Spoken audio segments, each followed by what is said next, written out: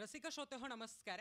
माणूस त्याच्या जन्मापासूनच त्याला दिसणाऱ्या प्रत्येक नवीन गोष्टीला प्रश्न विचारतो. त्या प्रश्नाला उत्तरदायी होण्याकरिता त्याच्या मनात विचाराचा उहापोह घातला जातो. त्यातून निष्पन्न होणारा तर्कच त्या गोष्टीचं अथवा त्या विचाराचं तत्वज्ञान म्हटलं जातं. हे तत्वज्ञान प्रत्येक वेळी दिसणाऱ्या प्रत्येक गोष्टीला तर्कशुद्ध पडताळणीतून साचेबंद करण्याचा प्रयत्न करतं. पण काही वेळी कल्पनांना आणि जाणिवेंना सुद्धा साचेबंद करून देव, धर्म, स्वर्ग, नर्क अशा विषयांना हाताळू पाहतं. मग दर्शनशास्त्र म्हणजे तत्वज्ञान ही तत्वज्ञानाची सर्वक्षोत ओळख पाहता कल्पनाशक्तीवर आधारलेल्या संकल्पनांना तत्वज्ञान म्हणावं का, हा प्रश्न जर गोन मानला तर यात त्या तत्वज्ञानाला समर्थन देणारे आस्थावादी, विरोधक असणारे निश्चरवादी यांचा संघर्ष डोळ्यासमोर उभा राहतो. आस्थावादात देवाला कर्तव्य मानणारा एक गट तर देवधर्माला फक्त भावनेतून पाळणारा दुसरा गट समोर येतो. तसंच निश्चिरवादात देव नाकारून धर्म स्वीकारणारे व देवधर्म दोन्ही पण नाकारणारे असे दोन गट समोर येतात. या सर्वांमध्ये दैवीकरण नाकारून धर्म स्वीकारणाऱ्या निश्चिरवादी गटानं देवधर्माच्या बाहेर काढलेला दिसतो. पण विवेकाला चिकित्सेची जोड देऊन उर्वरित तीन गट सुद्धा देवाला धर्माच्या कक्षेच्या बाहेर बसवायला लागतात ना, त्या दिवशी तो खऱ्या अर्थानं दैविक आणि धार्मिक तत्वज्ञानासाठी चिंतनाचा विषय ठरतो. म्हणून चिरंजीव मंदार छाया गोविंद लटपटे त्याच विषयावर बोलण्यासाठी उभाय. विषय मांडतोय तत्वज्ञानाचा देव धर्मात बसत नाही. मुळात विषयातील तत्वज्ञानाचा देव हा एक शब्द समूह आहे ज्यात तत्वज्ञानानं त्याच्या मतातून साकारलेली देवाची वृत्ती दिसते, जिला तो त्याच्या विचार प्रवाहानुसार आकार देतो. ज्यावेळी हा देव त्यांच्या धर्मधारणेशी असाम्य दाखवतो त्या दिवशी तो खऱ्या अर्थानं धर्मातून नाकारला जात असतो. म्हणजे तुम्हीच बघा ना, भारतात नास्तिक म्हणून वावरणारे पण धर्मनिष्ठा बाळगणारे बौद्ध, जैन लोक आहेत. ही देवाला असत्य असणारी, त्या उलट मानवी वर्चस्वात प्रस्थापित करणारी आणि मानवी ध्येय वैशिष्ट्यांना संकोचित करणारी विचार प्रणाली सांगतात. आणि त्यांच्या सत्य, समता यासारख्या धोरणांमुळे खऱ्या अर्थानं देवधर्माच्या बाहेर ठेवताना दिसायला लागतात.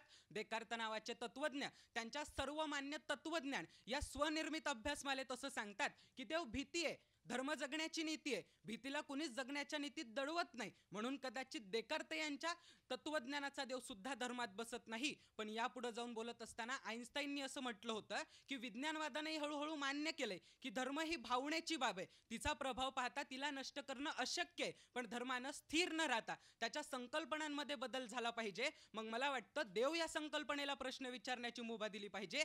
तत्वज्ञानाप्रमाणे देव सुद्धा योग्य त्यावेळी बदलला पाहिजे. पण धर्म अपरिवर्तनशील राहतो, धर्म ताठर राहतो, तो कधीच लवचिक होत नाही. म्हणून कदाचित आज तत्वज्ञानाचा देव धर्मात बसत नाही. विषयातील धर्म आणि तत्वज्ञान या दोन्हीचा तुलनात्मक अभ्यास करत असताना लक्षात येतं की हे तत्वज्ञान व्यक्तिसापेक्ष असल्यामुळं प्रत्येक व्यक्तीनंतर त्याला वेगळं रूप प्राप्त झालं. पण धर्माने मात्र सामूहिक स्वरूप प्राप्त केल्यामुळं समूह बोले तैसा चाले या वृत्तीला दिलं गेलेलं श्रेष्ठत्व, त्याचं वाढलेलं प्राबल्य पुढं गुलामांची फौज निर्माण करतं. आणि स्वतःचं वैयक्तिक तत्वज्ञान असणारा धर्म पुढं याच गुलामांमुळे आम्हाला तत्वहीन भासू लागतो. मग कार्ल मार्क्स याच धर्माला अफूची गोळी म्हणतात, तर सॉक्रेटिस, चार्वाक यांसारखी तत्वज्ञ या धर्माच्या वर्चस्ववादाला आणि धर्माचा शिरच्छेद करताना दिसायला लागतात. जो जे लांछिल तो ते लाभो असा तात्विक व सात्विक संदर्भ आम्हाला संत साहित्यातून, सुधारणावादी चळवळीतून दिलेला दिसतो. पण कर्मठ प्रथांना समर्थन देणारा आजचा धर्म मात्र त्याला जे हवंय तितकंच मान्य करताना दिसतो. मग स्त्री पुरुष समानता, विचार स्वातंत्र्य यासारख्या गोष्टी धर्माला आजपर्यंत कधीच पचल्या नाहीत. इतकंच काय, संत परंपरा, आर्य समाज आणि त्यानंतर सत्यशोधक समाज यासारख्या विचारवादी चळवळींना सुद्धा ज्या दिवशी धर्म एका अर्थानं विरोध करायला लागतो, धर्मांध प्रवृत्तीतून अधर्म सांगायला लागतो, त्या दिवशी स्पष्ट होतं की तत्वज्ञान स्वतःचं दैवत्व आज धर्माला देत नाही. कारण धर्म सुद्धा तत्वज्ञानाला कधीच कवेत घेत नाही. हाच संकल्पनात्मक प्रवास पाहत असताना आज तुम्हा मला तत्वज्ञानाचा देव हा जास्त हवासा वाटत असेलही, या संकल्पनात्मक प्रवासातून तत्वज्ञानाचा देव धर्मात बसत नाही. कारण धर्म स्थिर आहे यांसारखी तर्क सुद्धा निष्पन्न होतात. पण धर्माच्या चुकीच्या आवरणांमध्ये दडलेलं त्याचं मूळ मानव केंद्रित असलेलं अस्तित्व सुद्धा तुम्ही